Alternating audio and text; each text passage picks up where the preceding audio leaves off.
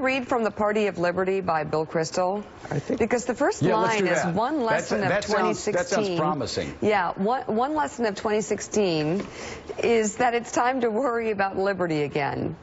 For, to say the least, neither of this year's presidential candidates made liberty a theme.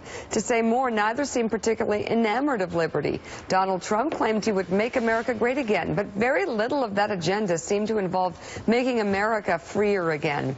His effective retort to Clinton's creepily regal "I'm with her" was the creepily populist "I'm with you."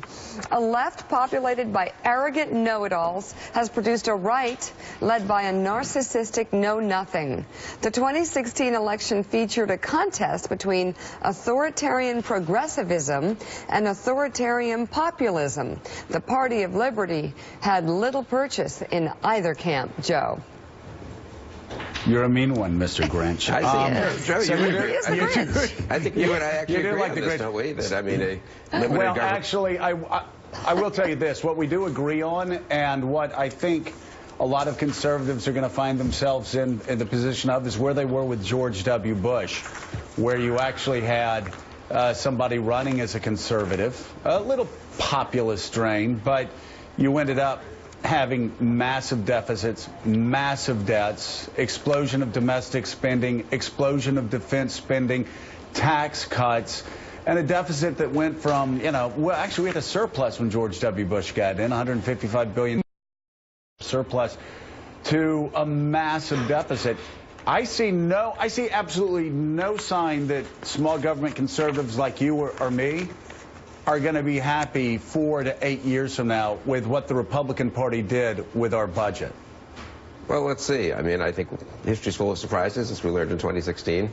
And I actually think there could be a revival. I mean, when you do see a kind of progressivism that's full of political correctness and has no limits on government in any state, and then Trump's populism, which also has very few limits on government, I'm going to do this for you, I'm going to bring jobs back here, people might relearn the lesson of limited government, the rule of law.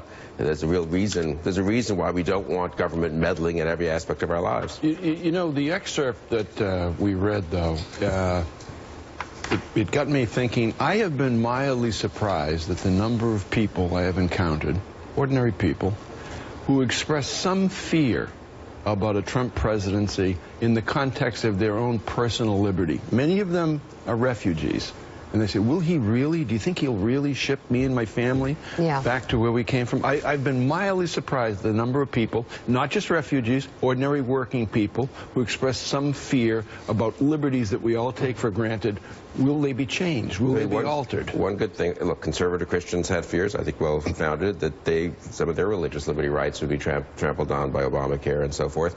If Muslims and others have legitimate fears about a Trump presidency, maybe people could come together and say, you know what, this is one reason we do not want government intruding in every aspect of lives. Let's remind ourselves what a free society is about and limited government is about. It isn't what Trump talked about, it's not what Hillary Clinton talked about, but maybe that's not a bad agenda for the next 4 years.